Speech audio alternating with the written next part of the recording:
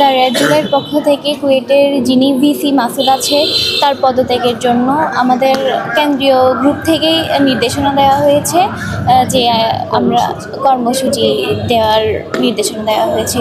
তো তারই পরিপ্রেক্ষিতে আমরা কক্সবাজার রেড জুলাই থেকে বিক্ষোভ সমাবেশ দিয়েছি এবং সেই বিক্ষোভ সমাবেশের পর থেকে আমরা অনশন ঘোষণা করেছি। যতক্ষণ পর্যন্ত কুয়েটের ভিসি পদত্যাগ করছেন না ততক্ষণ আমরা আমরণ অনশনে পালন করে যাব। কুয়েটের অনেক আগে থেকে একটা ঝামেলা চলছে। কুয়েটের যারা শিক্ষার্থী আছে তাদের সাথে কিছু বহিরাগতর সংঘর্ষ চলছিল অনেক দিন যাবৎ। বিভিন্ন শিক্ষার্থীদের নামে মামলা হয়েছে এবং সেটা নিয়ে ভিসি সব কিছু নিয়ে অবগত, বাট ভিসি সেটা নিয়ে তেমন কোনো পদক্ষেপ গ্রহণ করে নাই। এমনকি 84 জন প্রায় আমার জানা মতো শিক্ষার্থী 2টা বাস ভাড়া করে ঢাকা থেকে ঢাকায় আসছিল এবং সেটা নিয়ে স্মারকলিপি জমা দেওয়া হয়েছে শিক্ষা উপদেষ্টাকে। এরপরেও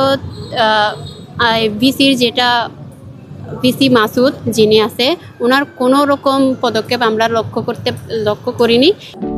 সমুদ্রের গর্জনে ভিন্ন স্বাদে সামুদ্রিক খাবারের ভরপুর আয়োজন উপভোগ করতে আজই চলে আসুন প্যাসিফিক বিচ লাউঞ্জ ক্যাফে কক্সবাজারে। সেই কারণে বাংলাদেশের প্রায় বিভিন্ন জায়গায় অনশন কর্মসূচি এবং বিক্ষোভ সমাবেশ পালন করে আসছে।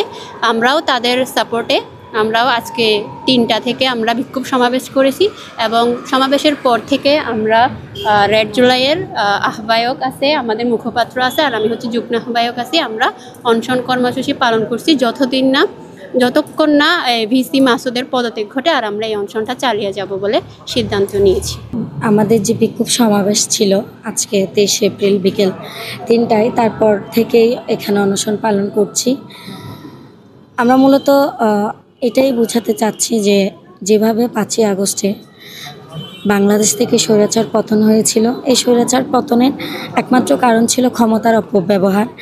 এই একই বিষয়ে আমরা এখন খেয়াল করছি কুয়েটেও যিনি ভিসি রয়েছেন তিনিও তার ক্ষমতাকে অপব্যবহার করছেন এবং তিনি ন্যায়কে ন্যায়, অন্যায়কে অন্যায়, এই যে আলাদা করার তফাৎটা তিনি করছেন না।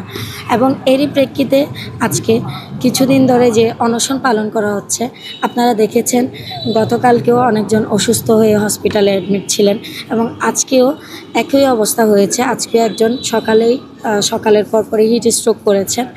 তো এরপরও কেন ভিসি কোনো রকম পদক্ষেপ নিচ্ছেন না কিংবা ওনার পক্ষ থেকে কোন ধরনের বিবৃতি আসছে না, এটা কেন?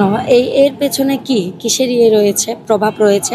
এটা কি কেবলই ক্ষমতার অপব্যবহার কিনা? যদি সেটাই হয়ে থাকে তাহলে আমরা এই ধরনের ক্ষমতার অপব্যবহার হতে দিব না। আমরা চাই এইরকমই যারা স্বৈরাচার হয়ে মাথাচাড়া দিবে তারাই যাতে তাদের যথাযোগ্য শাস্তিটুকু পায়। এরই ভিত্তিতে আমরা কুয়েটের শিক্ষার্থীদের সাথে পুরো বাংলাদেশে যারা অনশন পালন করছেন তাদের সাথে আমরাও সংহতি এবং সমর্থন জানিয়ে আজকে এখানে অনশন পালন করছি। যতক্ষণ না ভিসি পদত্যাগ করছেন কিংবা ভিসির বহিষ্কার হচ্ছে ততক্ষণ পর্যন্ত আমরা আমাদের অনশন চালিয়ে যাব।